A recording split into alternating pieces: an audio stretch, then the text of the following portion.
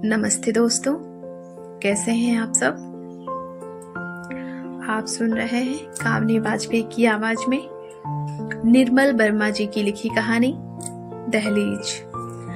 पिछली रात रूनी को लगा कि इतने बरसों बाद कोई पुराना सपना धीमे कदमों से उसके पास चला आया है।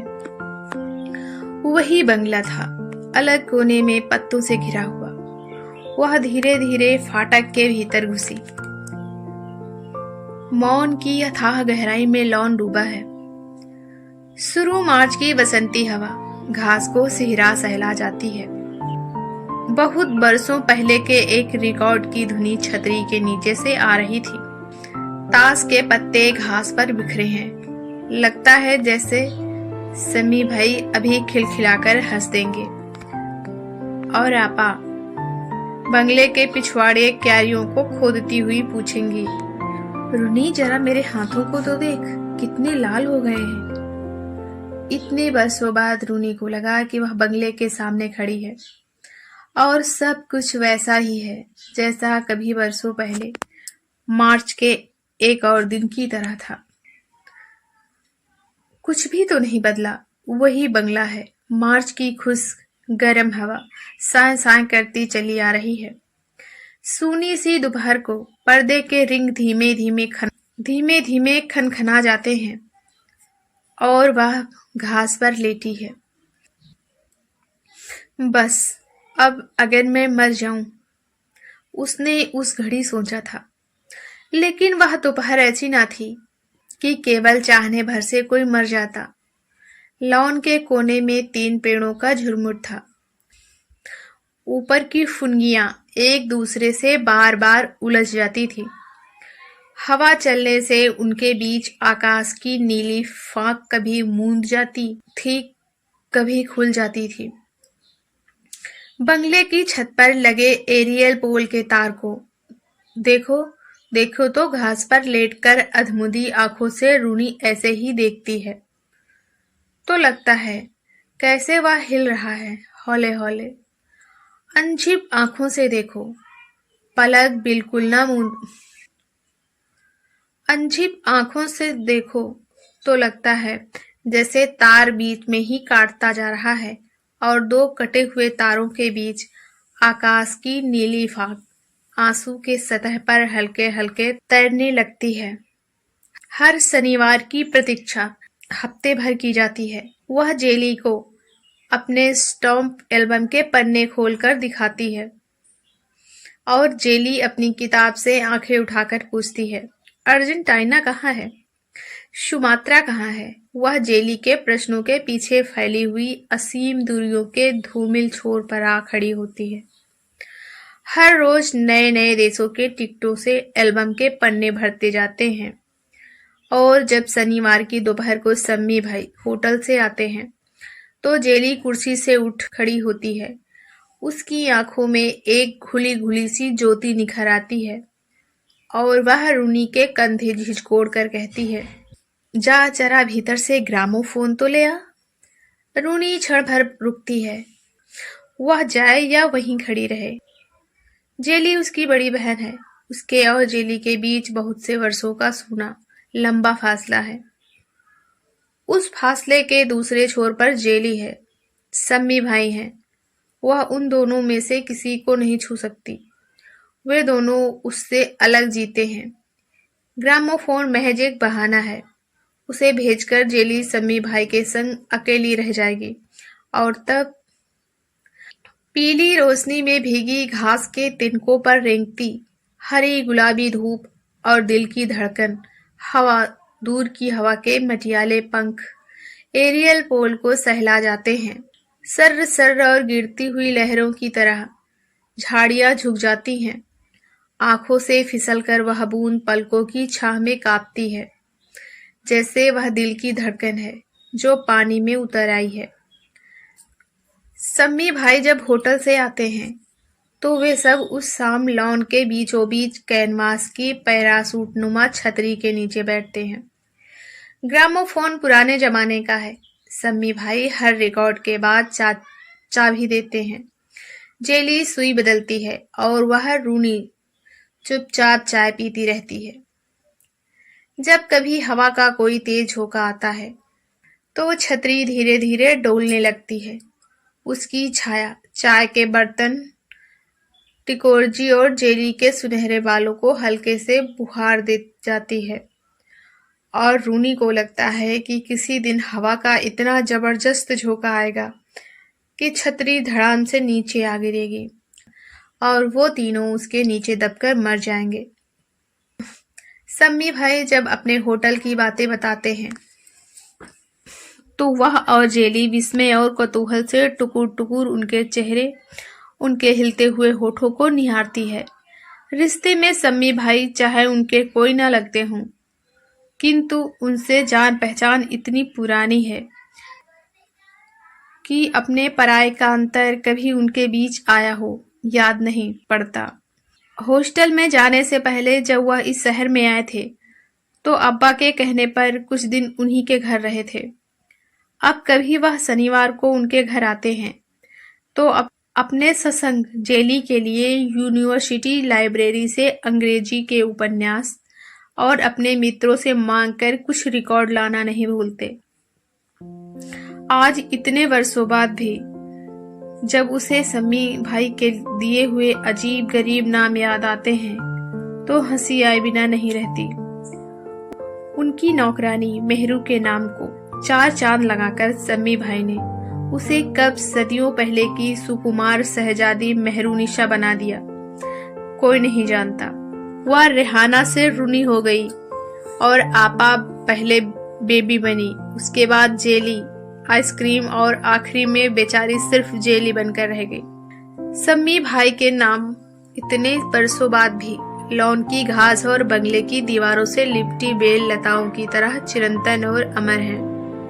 ग्रामोफोन के घूमते हुए तवे पर फूल पत्तियां उगाती हैं। एक आवाज उन्हें अपने नरम नंगे हाथों से पकड़कर हवा में बिखेर देती है। संगीत के सुर झाड़ियों में हवा से खेलते हैं। घास के नीचे सोई हुई भूरी मिट्टी पर तितली का नन्हा सा दिल धड़कता है। मिट्टी और घास के बीच हवा का घोंसला कांपता है और ताश के पत्तों पर जेली और शम्मी भाई के सिर झुकते हैं, उठते हैं मानो वे दोनों 4 आंखों से घिरी सांवली झील में एक दूसरे की छायाएं देख रहे हों।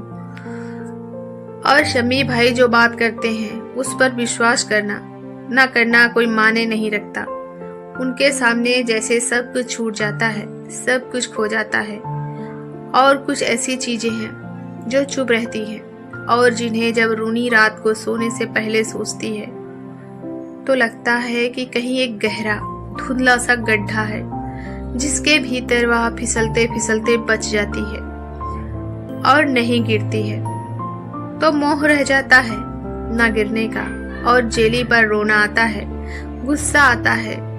जेली में क्या कुछ है कि सम्मी भाई उसे देखते हैं, रूनी को नहीं देखते। और जब सम्मी भाई जेली के संग रिकॉर्ड बजाते हैं, ताश खेलते हैं, मेज के नीचे अपना पांव उसके पांव पर रख देते हैं तो वह अपने कमरे की खिड़की के पर्दे के परे चुपचाप उन्हें देखती रहती है, जहां एक अजीब सी मायावी रहस्यमयता में डूबा झिलमिल सा सपना है। और पर्दे को खोलकर पीछे देखना, यह क्या कभी नहीं हो पाएगा? मेरा भी एक रहस्य है जो ये नहीं जानते, कोई नहीं जानता।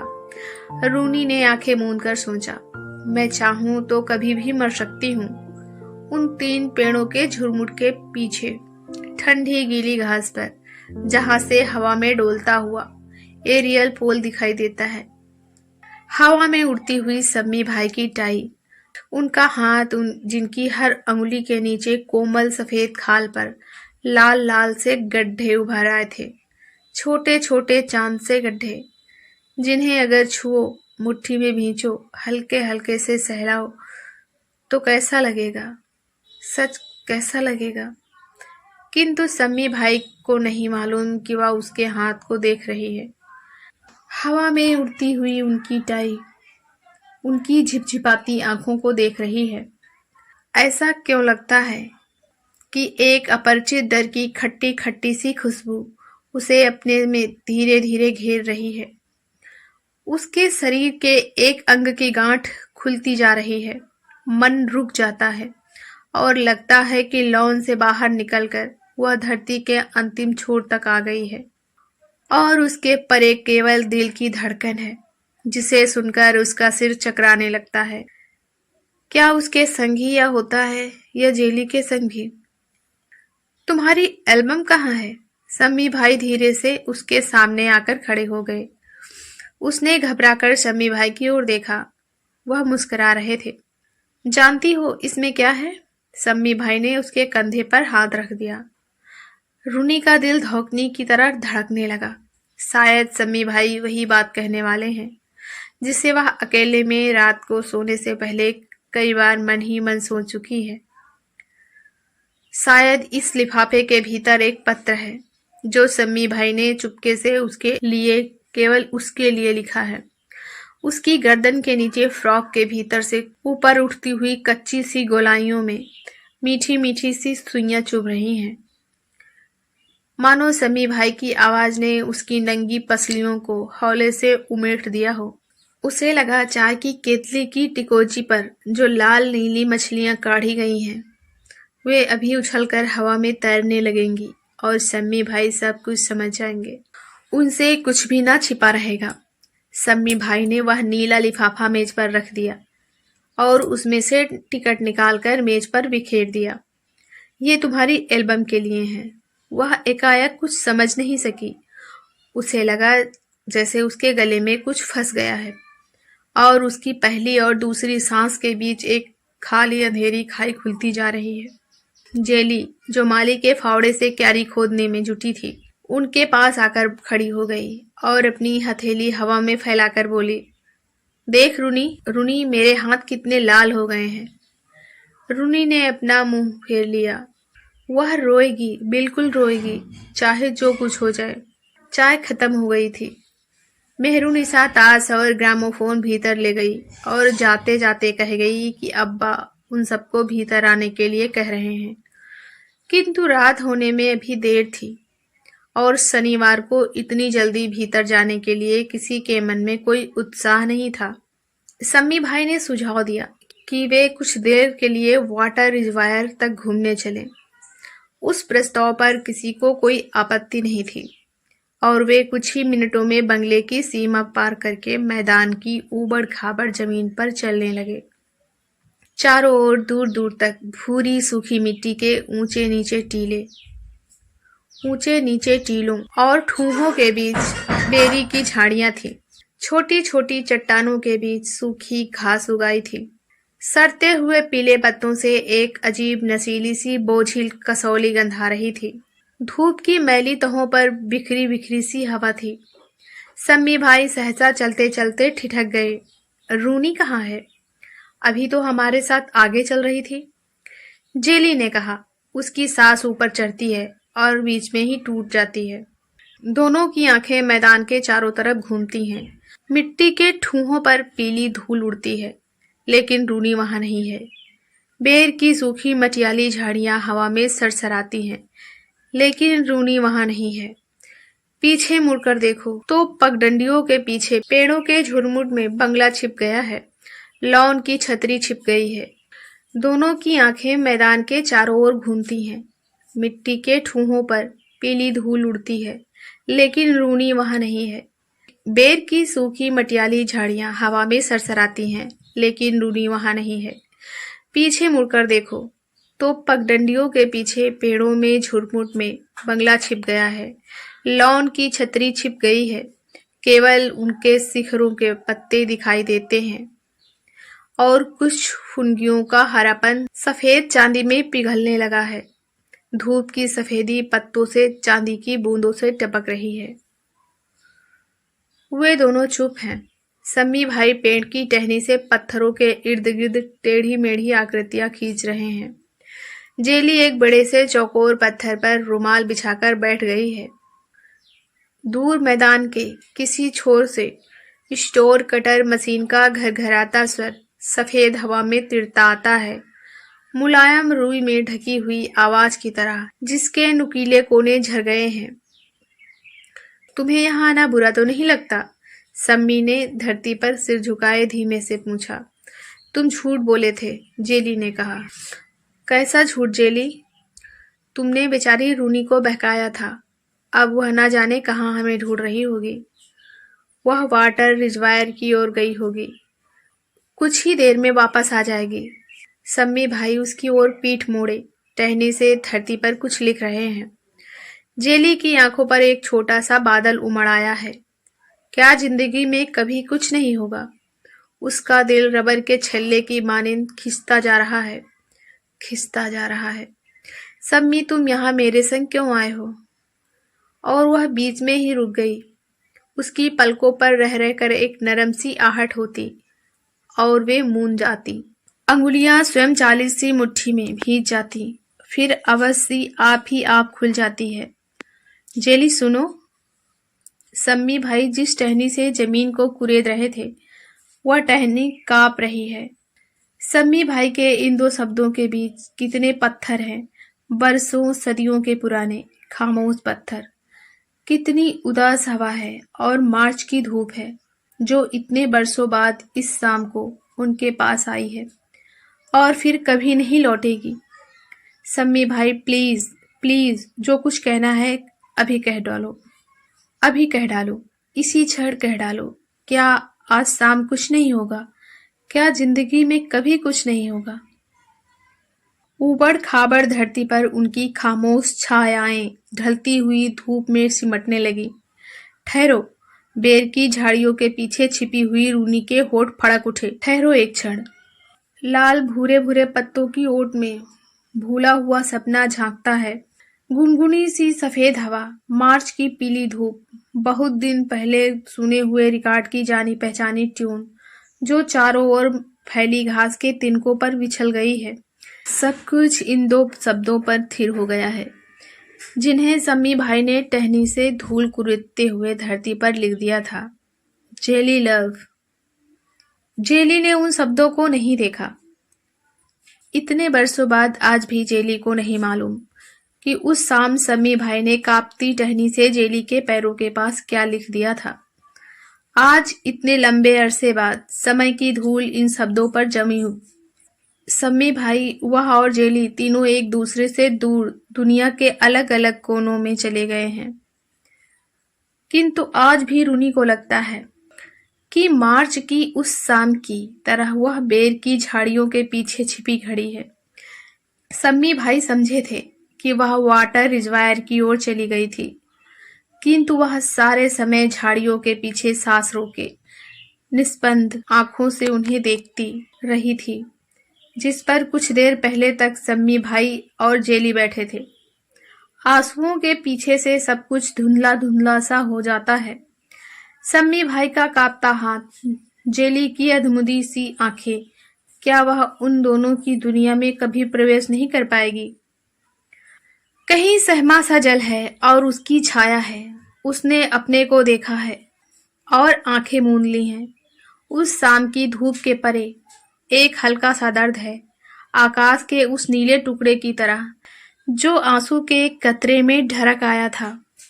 इस शाम से परे बरसों तक स्मृति का उद्भ्रांत पाखी किसी सूनी घड़ी में ढकी हुई उस धूल पर मडराता रहेगा, जहां केवल इतना भर लिखा है, जेली लव।